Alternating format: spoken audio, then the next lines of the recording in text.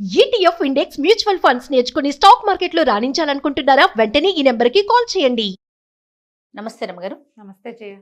రమ్మగారు, దేవుడు ఎప్పుడు మనతో ఉంటాడు? అసలు మనతో ఉంటాడా దేవుడు? మనతోటే ఉంటాడు. అంతేనా? అది దేవుడు ఎట్లా ఉంటేనే ఎట్లా తెలుస్తుంది? మనం బతికున్నాం కదా. అంతే. అంతే, మనం జీవించి ఉన్నామంటే మనతో పాటు భగవంతుడు ఉన్నట్టే జయ. మన లోపల ఉన్నట్లే అంతే. ఉన్నాడు భగవంతుడు, లేకపోతే మనం జీవించే ఉండం. అంతరాత్మ, మన ఆత్మ పరమాత్మ కదా. పరమాత్మే మన ఆత్మజ్యోతిగా వెలుగుతూ ఉంటాడు. ఆయన ఉంటే మనం ఉన్నట్టే, మనం ఉంటే ఆయన ఉన్నట్టే. ఇక అంతే కదా.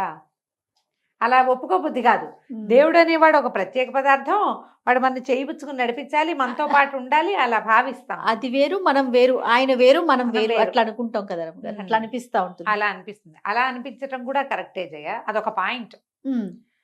దేవుడు మనతో పాటు ఉండటం అంటే, దేవుడికి ఇష్టమైన పనులు చేసేవాడితో దేవుడు ఉంటాడు ఎప్పుడు. భగవంతుడు ఎప్పుడు ఉంటాడు? మనం భగవంతుడు చేయవలసిన కార్యాలు కొన్ని ఉంటాయి. ఏమిటి? రక్షించటం, కాపాడటం, సహాయం చేయటం, అన్నం పెట్టడం, వాడి కోసం నిలబడటం. ఇవే కదా దైవ లక్షణాలు. అవునండి. భగవంతుడి లక్షణం ఏమిటి? ఇప్పుడు మన నిలబెడుతున్నాడు భగవంతుడు, మనం ఇంకోళ్ళని నిలబెట్టాలి అంటే మనం దేవుడు అయినట్టు. ఆ భగవంతుడి లక్షణం అని మనం ఏది చెప్పుకుంటామో అది మనం చేసినప్పుడు భగవంతుడు మనతోటే ఉంటాడు. ఇతరులకు సహాయం చేయటం, ఎవరో పడిపోయారు వాళ్ళని లేవనెత్తావు, దేవుడు. అంతే. అంతేగా, నువ్వు దేవుడు అయిపోయి దేవుడు నీతో నుంచున్నట్టు, నీతో చేయిస్తున్నాడు ఆ పని. ఇప్పుడు దీనికి కుతర్కాలు ఉంటాయి. కొంతమంది ఉంటారు వితండవాదులు. అంటే నేను చేయలేదంటే దేవుడు వద్దన్నాడు అనమాట. నెగిటివ్గా చూస్తారు. నేను చేయలేదు అంటే దేవుడు నా వద్దన్నాడు, అందుకే చేయలే. నాలో దేవుడు మాట్లాడాడు. మనం ఏనుగు దేవుడు, మావిటి దేవుడు కథ చెప్పుకున్నాం కదా. అవునవును. అంతా దేవుడే, అన్ని దేవుడే. సమస్తము దైవాధారంగానే జరుగుతుంది ప్రపంచం అని చెప్పాడు గురువు గారు. అవును. ఒక చోటకి నడిచి వెళ్తున్నాడు శిష్యుడు. వెళ్తుంటే ఏనుగు పరిగెత్తుకుంటూ వస్తుంది. ఏనుగు దేవుడు అని భావించి వెళ్తున్నాడు. వెళ్ళేసరికల్లా ఏనుగు దెబ్బ కొట్టింది. ఆ మావటి వాడు బతుకున్నాడు. కేకలేసినా వినిపించుకోలేదండి మీ శిష్యుడు అని. ఏరా నాయన ఎందుకు వెళ్ళామంటే, అంటే అన్ని దేవుడి స్వరూపం అన్నారు గురువుగారు. మరి ఏనుగు దేవుడి స్వరూపం కదా, అందుకని ఎదురెళ్ళాను అన్నాడు. సరే ఏనుగు దేవుడు రమ్మన్నాడు, మావటి దేవుడు వద్దంటున్నాడు కదా. పైన కూర్చొని వాడు బాబు బాబు పక్కెళ్ళిపో చెట్టెక్కు దేవుడు వద్దంటున్నాడు. ఆయన వద్దన్నాడు. ఈయన పిలిచాడు అనుకో, బాగుంది. నీకు అర్థమయ్యే వాక్యాల్లో చెప్తున్నాడు కదా, నువ్వు అది వినాలిగా. భగవంతుడి పిలుపు వింటమంటే ఏమిటి? అంతే. ఒక మంచి కథ ఉంది జయ. ఓకే. పూర్వం అట ఒక మంచి జ్ఞాని అయిన ఒక వ్యక్తి ఉండేవాడు. ఇతను మంచి ప్రవర్తన నియమావళి కలిగిన వాడు, చాలా మంచివాడు. తన పూజ బాగా చక్కగా చేసుకునేవాడు, ఇతరులకి సహాయం చేసేవాడు. ఎంత చక్కగా పూజ చేసేవాడంటే ఒకనాడు భగవంతుడు దిగి వచ్చేసాడు. నేను నీతోటే ఉంటా అని చెప్పాడు. ఆయన చాలా సంతోషించాడు. ఆయన ఎక్కడికైనా వెళ్ళేవాడు. వెళ్తే తన పాదముద్రల పక్కన భగవంతుని పాదముద్రలు చూసేవాడు. ఎక్కడికైనా వెళ్ళి తన పాదముద్రలు ఉన్న చోట పక్కన ఇంకొక జోడు పాదముద్రలు ఉండేవి. అంటే దేవుడు నాతో కలిసి నడిచాడు. ఎప్పుడు చూసుకునేవాడు. అయితే ఏమైందట, ఒకసారి పొరుగునున్న ఒక పేదవాడు చెట్టు మీద నుంచి పడ్డాడు. ఈయన అక్కడికి వెళ్ళాడు. నిరుపేదవాడు. ఆ చెట్టు మించి పడిన వాడిని ఇచ్చేసి వాడికి కావలసిన సహాయం, వైద్య సహాయం చేయించి అక్కడి నుంచి కాస్త డబ్బులు ఇచ్చి ఓదార్చి ఏదైనా సహాయం కావాలంటే చూడు అని చెప్పాడు. ఆ నిరుపేదవాడి ఇంటి వాకిట్లో మట్టిలో ధూళిలో తన పాదముద్రలు కనపడ్డాయి. పక్కన ఉండవలసిన జత లేదు. ఆశ్చర్యపోయాడు. ఏంటి లేవు, నాతో రాలేదు ఆ దేవుడు అనుకున్నాడు. కానీ దాన్ని పాటి చెయ్యల, వదిలేసుకున్నాడు. అక్కడి నుంచి దూరంగా ఎవరికో ఒక సహాయం అవసరమైంది. ఒక ప్రమాదం జరిగింది. అక్కడ చాలామంది సహాయార్థులు ఉన్నారు. అక్కడికి వెళ్ళాడు. అక్కడ వాళ్ళందరికీ సహాయం చేశాడు. కొంతమందికి ఆహారాన్ని ఇచ్చాడు, కొంతమందికి వైద్యం చేయించాడు, కొంతమందిని మోసుకెళ్ళాడు, వాళ్ళ ఇళ్ళ వాళ్ళకి కబుర్లు చేశాడు. అన్ని చోట్ల గమనించాడు. తను ఎక్కడైనా నిలబడి యువతలకు వస్తే తన పాదముద్రలే ఉంటున్నాయి కానీ పక్కన పాదముద్రలు ఉండట్లా, ఒక జతే ఉంటున్నాయి.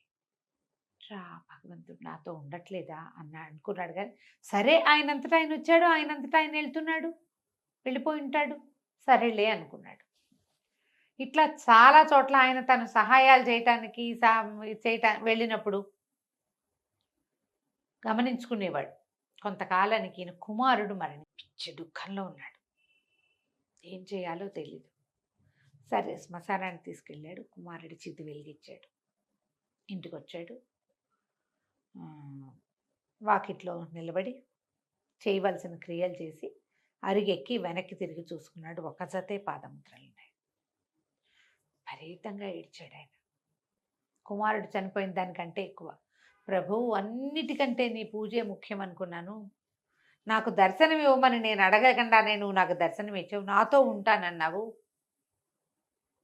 ఎందుకో నా మీద నీకు కోపం వచ్చింది నాయన. నేను ఎక్కడికి వెళ్ళినా నువ్వు నాతో రావట్లేదు. నేను ప్రతి చోటకి ఒంటరిగానే వెళ్తున్నాను. ఇప్పుడు ఇంత కష్టం వచ్చింది నాకు. కుమారుడు మరణించాడు. ఇప్పుడు కూడా నువ్వు నాతో లేవా?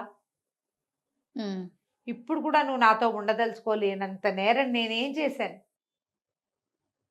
ఏ తప్పు వల్ల నువ్వు నన్ను వదిలిపెట్టేశావో నాకు తెలియజేయి తండ్రి అని గోడుమని విలపించాడు. విలిపిస్తే భగవంతుడు ప్రత్యక్షమయ్యాడు.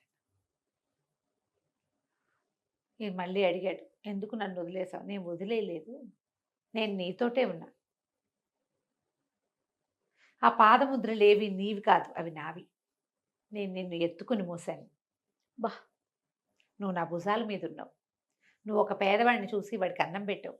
అప్పుడు నేను నిన్ను ఎత్తుకున్నాను. నువ్వు ఇంత పని చేస్తున్నావు. నీకు ఈ శ్రమ ఎందుకు? నడిచే శ్రమ. అందుకని నేను నిన్ను ఎత్తుకెళ్ళాను అక్కడికి. నువ్వు కొంతమందికి సహాయార్థులకి సహాయం చేసావు, శరణార్థులకి సహాయం చేసావు. నేను అక్కడికి నిన్ను తీసుకెళ్ళాను. నీ కొడుకుని శ్మశానానికి తీసుకెళ్ళావు. నిన్ను నేను మోసుకెళ్ళాను. నువ్వు అతన్ని వెనక్కి దింపి అతన్ని పంపించి వెనక్కి వచ్చేటప్పుడు కూడా నేను నిన్ను ఎత్తుకుని తీసుకొచ్చాను. ఆ పాదముద్రలు నావి, కావాలంటే చూడు అని దాని మీద ఉఫ్ఫను బూదేటట. ఆ పాదముద్రలు బంగారు ముద్రలు. భగవంతుడు మోస్తాడు ఇట్లా. ఎప్పుడు మనం అతడు చేయవలసిన క్రియని మనం చేస్తామో అప్పుడు దేవుడు మనతో ఉంటాడు. అతని ప్రజెన్స్ని నువ్వు ఫీల్ అవుతావు, అవ్వవు. అది ఎట్లా ఉంటాడో తెలుసా? మన శ్వాసలాగా ఉంటాడు. నీకు తెలుసా నువ్వు గాలి పీల్చుకుంటున్నావని? ఏ గాలి నువ్వు పీలుస్తున్నావో నీకు అర్థమవుతుందా? అట్లా దేవుడు మనతో పాటు ఉంటాడు. భగవంతుడికి నచ్చే పని చేయటమే అతన్ని మనతో ఉంచుకోవటము. ఏమిటి నచ్చుతుంది భగవంతుడికి? నారాయణ సేవ. నరసేవే నారాయణ సేవ. ఇతరులకి అవసరమైనప్పుడు నీ అంతట నువ్వు వెళ్ళు. ఒకటి, వాళ్ళు అడిగితే చెయ్యి.